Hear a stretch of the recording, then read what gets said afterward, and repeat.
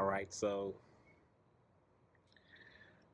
in a lot of ways, this is where I started the beginning of my practice in at least as it relates to explicitly practicing magic. Not necessarily this particular location where I am, but working with trees. Trees, if you know, are sentient beings. Um, they're not simply plants, and they're not here simply to provide us with oxygen. Um, they are connections to earth energy. They have a way of helping us ground um, any negative energy that we may accumulate or carry with us. They have a way of absorbing that energy and transmuting it into positive energy. Um, and so I'm very grateful for the trees that work with me. Um, so in the beginning of my journey in terms of practicing magic, I used to um, frequent this metaphysical store. And if you've been to a metaphysical store, there's chances are that there were practitioners there, um, but they aren't explicitly saying that they're practitioners.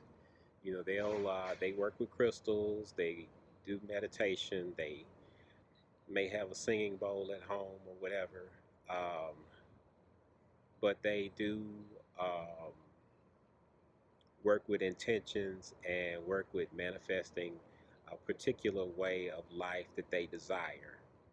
And they use uh, some of the tools that metaphysical stores offer as selling at a retail price um, to accomplish that.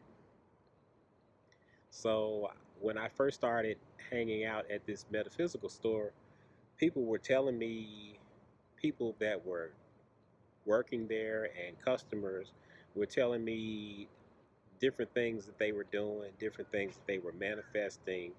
And at the time, you know, like I said before, I was still a Christian, so I was still warming up to the idea of a practice, even though I could tell that spirit was moving me in this direction. So uh, people were telling me all these different things they were doing, and then eventually they started asking me questions like, it was like, "So, what are you working on?" And so I hadn't gotten to a place where I was going to tell them that I was doing a money magic because I hadn't warmed up to doing money magic yet. Um, but what I was comfortable telling them was that I was setting intention to balance out my energy and make sure that my energy was moving the way it was supposed to, the way it was naturally meant to be moving. Um, and so, with that being said, a lot of my work began with me um, me balancing out um, my energy and grounding and making sure that all of my chakras were moving and not blocked and so on and so forth.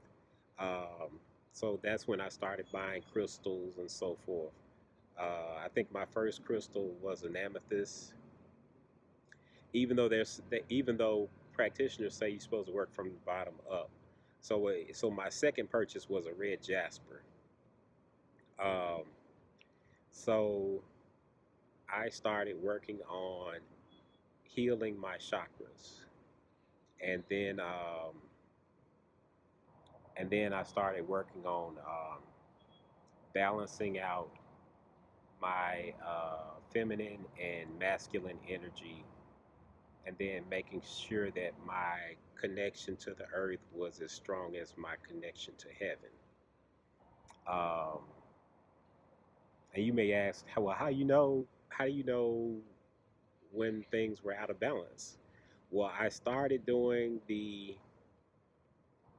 focusing on each chakra and making sure that it was moving. And this particular metaphysical store had a little camera that could pick up, you know, how each chakra, of at least the primary chakras, how they were doing, and it could pick up how your aura looked in terms of your masculine and feminine energy, as well as your connection to the earth and your connection with heaven. So when I took a picture, it could they could see that my connection with the earth wasn't as strong. Like my connection with heaven was a lot stronger with than it was with the earth, and they could also see that for whatever reason I had one one of the feminine and masculine energy. One was stronger than the other. The other one was murkier. I think my masculine energy was murkier, um, probably because of certain, I guess, masculine toxicity. But the way I understood my masculine identity probably wasn't as healthy in the beginning of the journey as it was later. Um, and so once I found out where I needed improvement energetically, I worked on those things. And I think that helped me in the beginning manifest the things that I wanted as quickly as I wanted, as quickly as they manifested. Um, so if you have a park that you like to go to, um, and if you get a chance to meditate in the park, don't be afraid to take your shoes off and put your feet in the dirt. Um, don't be afraid to hug a tree. Don't be afraid to touch a tree and allow a tree to absorb any negative energy you may be carrying and replacing it with more beneficial energy. Um,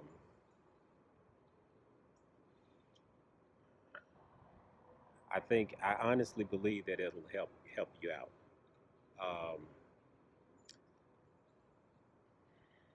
I think that's all I have to say about that. Is work on balancing out your chakras.